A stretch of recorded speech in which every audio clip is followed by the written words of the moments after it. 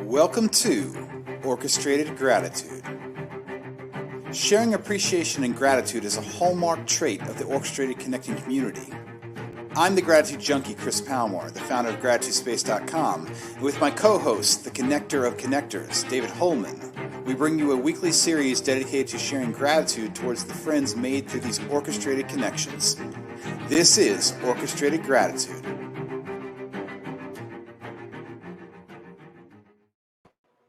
Hi, I'm Chris Palmore, and welcome to Orchestrated Gratitude. This is a first episode. I've partnered up with my friend David Homan, and we're just here on a Friday morning to inspire and share some gratitude in our lives.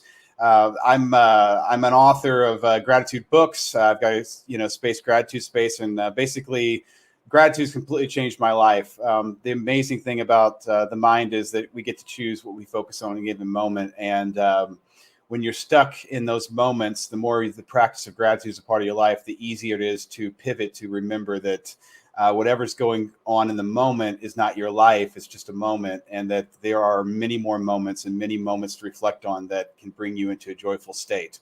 So, having said all that, my friend David Homan, how you doing, man? I'm doing great, Chris. Thanks for having me. You're welcome. Happy Friday, man. I'm so glad we can do this. Absolutely. I'd be a schmuck if I didn't say I'm grateful for partnering with you on this. So you have my gratitude to start off. I've been a big fan of all of your work. And over the time we've known each other, I just love the energy that you put into gratitude. And I think the most important thing that you put into that is really to understand where it comes from and where people need it in their lives. Thanks, man. I appreciate you saying that. And, what I've learned from all these conversations and the podcasting, all that's like, gratitude is all in remembering. Right. It's all really about just remembering. And this is very in line with what we're talking about today. And I'm so excited to be doing this with you.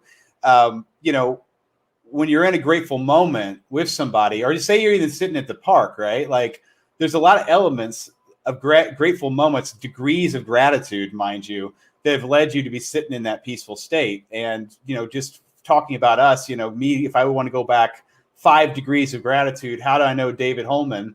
You and I, our initial line was I was in a 747 Club meetup, Chris Schimber's group, and we partnered in the same breakout room to talk about, I think it was somebody in our lives that we're grateful for. It was the main thing there. And that's when you spoke about your podcast and shared about how you appreciated these connections. I immediately was like, I've got to be friends with this guy. So there was that grateful moment. But how did I get into that room, right? Well, you back it up one layer. The only reason I knew about Chris Schimbra is a guy named Cal Fussman has a podcast. And I was going running one day and I was just scanning. I decided I'm going to look at Cal's thing. I'm scanning and I see the word gratitude in one of the things. And it's because he's interviewing Chris, So if I didn't listen to that podcast on that moment, I never would have heard about Chris and never would have met you. But then we back it up a little bit further. How did I know about Cal Fussman, right?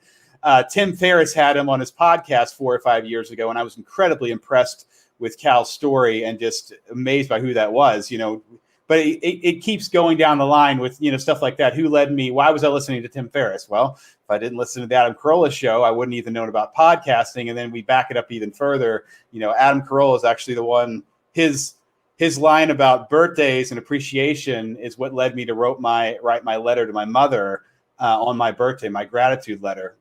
So all that lines up. We could go further, but that's my 5 degrees of how did I become in the room with David, and then here we are.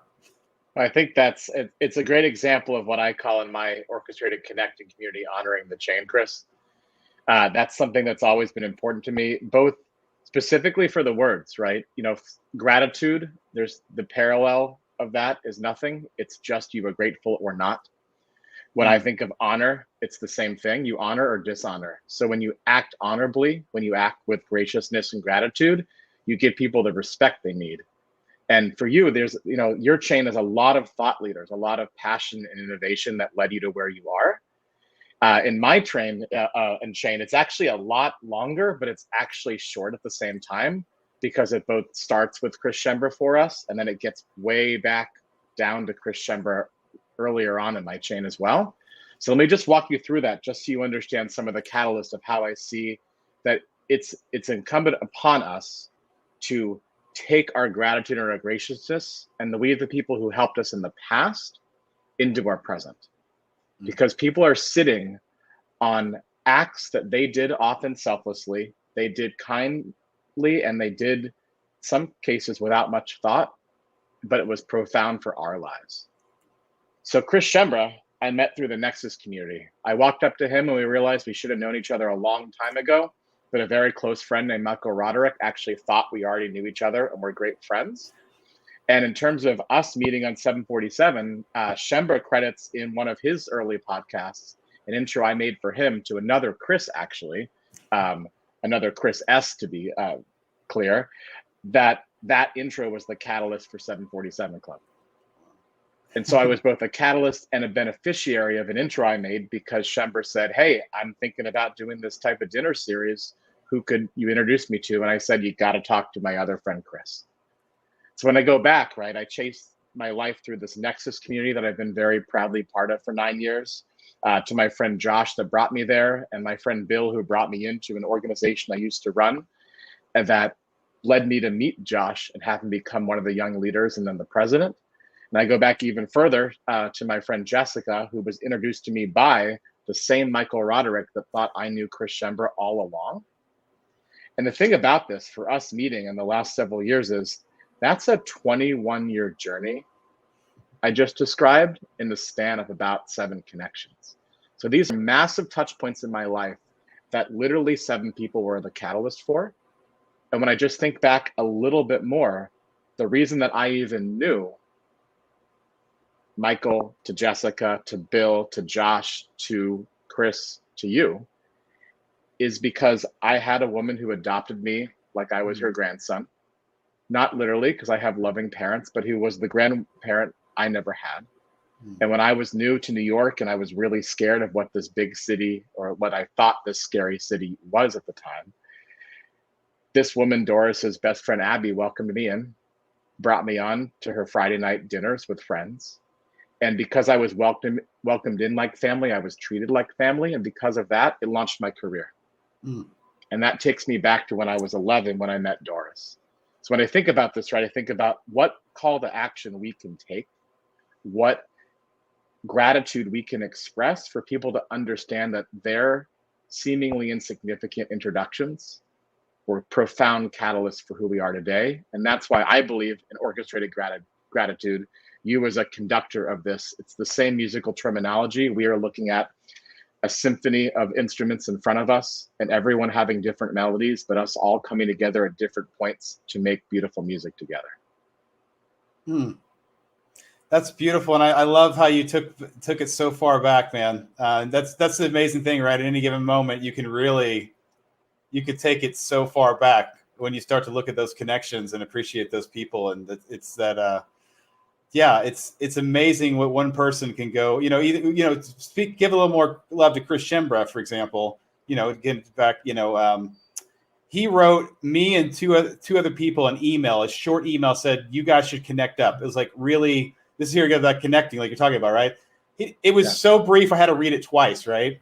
But out of that, Peter Williams is a really good friend of mine. We've done a podcast series. We've done a whole bunch of things in gratitude, specifically just because he sent an email, not knowing if we were going to act on it. But it was so, like I said, it was so brief. But like, we were like, okay, this guy, when you trust somebody, and they send you an intro, you're just curious, right? And you're excited because you don't know what's going to happen. But the amazing thing is anything can happen now that connection has been made. It's true. And that anything that can happen is this really refined sense of empathy, of compassion, of interest, of understanding at a very core level, instinctually, how people might connect. I surround myself with these people. The community I run is nearly 840 individuals who all practice this. And although people have made businesses out of it, some have made really monumental change in the world. We do it because we can't help ourselves, because we would be remiss if we didn't make sure people who should have shared trust and value do, because of the way we can transfer and give that respect and trust to other people. Right. And, even speaking, Michael Roderick, the gate community, I've made so many amazing friends, and even people written for my books, interviews, connections. Just again, that's, you never know where that one person starts something, and then just like your community is the same thing, right? You had a community, get these people together. Next thing you know, all these things are happening because you were a catalyst to start that community and because you believe in the mission. There's belief, there's purpose, and there's a lot of people in this world who need to still find that. And that's why the practice of gratitude is absolutely key, because for every person we could name and they would feel better for us having voiced our gratitude to them, there are many people in our lives we are waiting for to know if we were impactful, and we might have just been little blips in their lives at some point, but then something we did profoundly changed them. And that's why, with your practice, I'm always curious, how much have you found that once people actually express this gratitude, it gives them a better graciousness in return? Well, I find that people, we were creating these moments, right? And it's like, again, back to memory, right? And when you ask somebody or you give somebody a platform to share their heart, that was the thing that changed me. The first time I initiated someone to write a letter in gratitude, it completely changed my life, David, because when you allow someone to have, it's like you put a spotlight on them, or I like to do the thing as an orchestration. Like you said, like I didn't teach Kate how to play her instrument. I wasn't there when she bought it. I wasn't there when she practiced her scales. I wasn't there when she joined the band, right? But I just got to be that person in front of her and go, you know what I mean? And when you initiate a space that is comfortable, right? You have to initiate a space that's comfortable for somebody to share what they're grateful for. They're actually bringing love out of their chest and voicing it, in creating a memory that they're not going to forget. It's a whole, you know what I mean? Like you're grateful for somebody, but as soon as you share it with another person, it comes to the forefront of your mind, and it's a whole new memory when we're talking about it. And there's a lot of power in that. Immense power, and everything in positive psychology and anything behavioral psychology I've studied shows that we live with our inner demons. We live with a voice constantly whispering to ourselves the things that we could do better, the things we need, we don't have, all of these needs, wants, and desires. And the easiest way to snap us out of it is for somebody to lead with love, to lead with kindness, to lead with gratitude, because it sets a tone that it's equally okay, even better, to lead with that. But it's really hard to take a step and say something that doesn't have a need or a desire attached. But gratitude is simply gratitude. And when we express it, when we understand, in my world, the connections that come from it, there's nothing to return to thinking of the past. There's nothing to look at in the future. You're in that moment with that person, with that expression, and what they do inevitably is express gratitude back. Right. And the amazing thing about that, which I've learned, is that mirror reflection that you get when somebody shines that light on you, it can change you. It totally can, because it reminds you, you know what I mean? I've been doing these Friday flashback gratitude clips, because I've been initiating videos for 6 years. And I remember meeting Fred, which I'm going to show you right now. I remember meeting him in a bar in Las Vegas, right? I do this big trip called the Punching Depression Tour, where I'm going all throughout the West Coast, this journey just to initiate videos and to just explore, right? This idea of what if you just went around asking people what they're grateful for? What would that mean? Like, what can you collect? That whole, again, that mirror reflection. But the amazing thing about technology and living nowadays is that mirror reflection can be captured, right? This stuff can be shared. People can feel that moment. Like, it can live on forever in infamy, actually, which is an amazing thing. So anyway, so back to that idea of that mirror reflection, I'm going to share this real short clip. I've been doing these Friday gratitude flashbacks. So if you could just say your name and something you're grateful for. Hi, my name is Fred, and I am grateful for being adopted. My mother had a choice at a very young age, and I possibly could not be here today if it wasn't for the fact that she knew that she wasn't able to provide for me what she wasn't capable of doing. And I was received into a family that was able to give me and provide what made me into the man that I am today. So I am thankful for a choice that my mom had to make, as difficult as it was. And I'm surrounded now by not just my internal family, but my external family of friends. So that's what I'm grateful for. Thank you. What you got to say about that, man? That is breathtaking. To have gratitude for somebody's selfless act that also caused his birth mother probably a great deal of pain. And to be able to say, really in such a proud way, that gratitude and that gift that came with that pain was the right choice. That's pretty deep.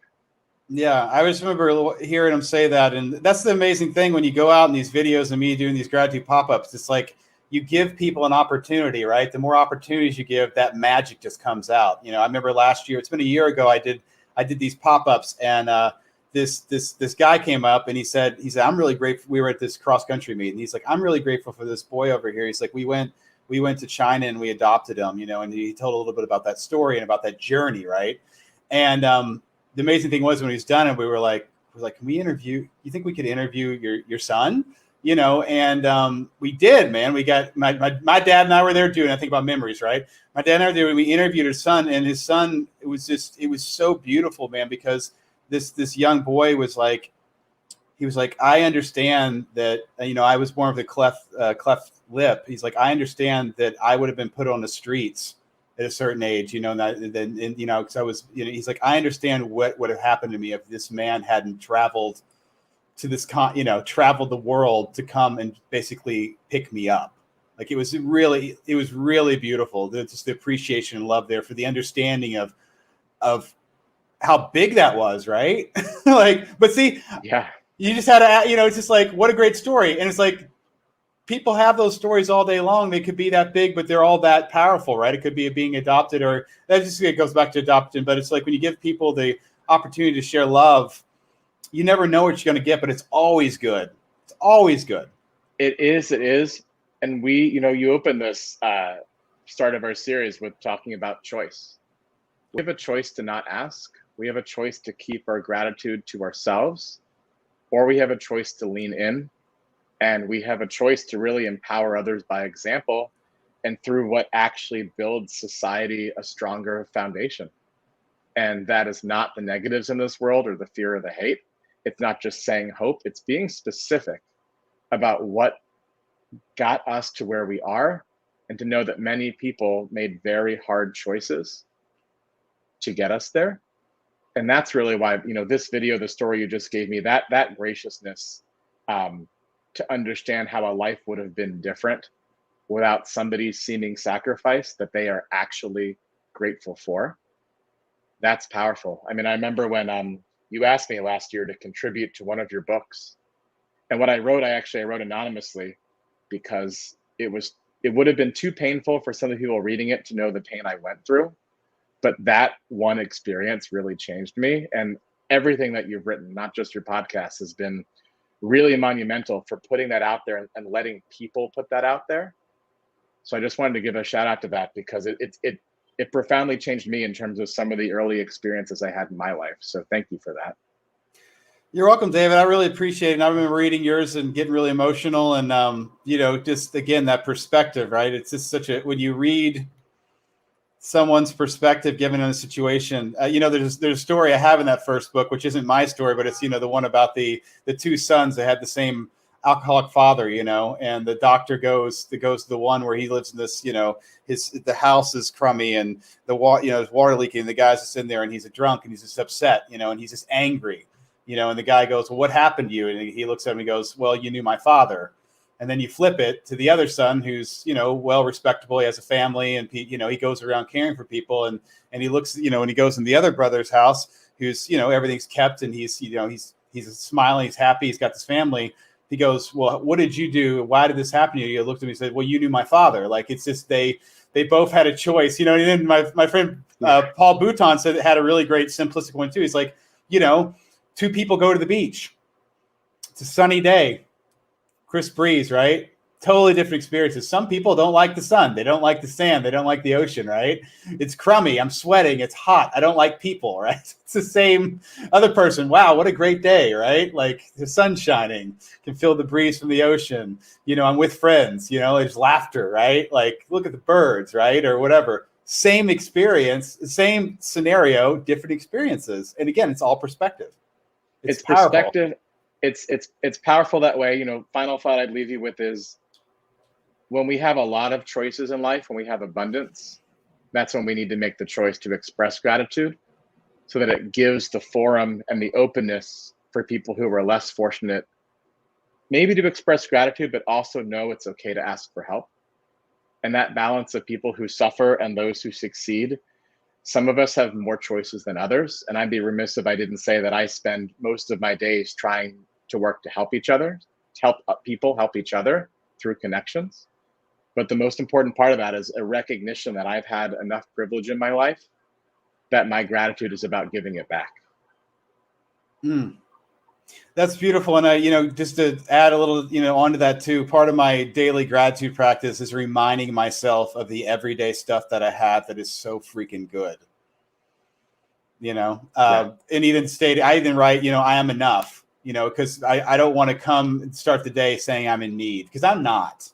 Yeah. I'm far from in need of anything. And, and I know that's, it's a gift. It's not like that's given to everyone, not everyone wakes up with running water or electricity or 4 doors and a lock, right? Like that's not, but it's easy if we don't remind ourselves that that's a gift. Like that's not, so, and just speaking, to close out though, I have the other book I read, Dear 2020, is all about perspective and gratitude, because people have we all lived through the year 2020.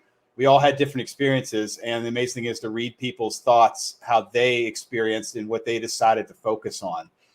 It completely changed my life. Also, just reading people's thoughts. Again, perspective is a key to gratitude.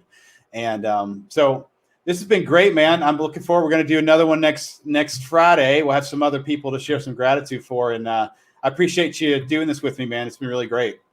You as well. Thank you, everyone, for listening. Have a wonderful weekend, everybody. We'll see you next week.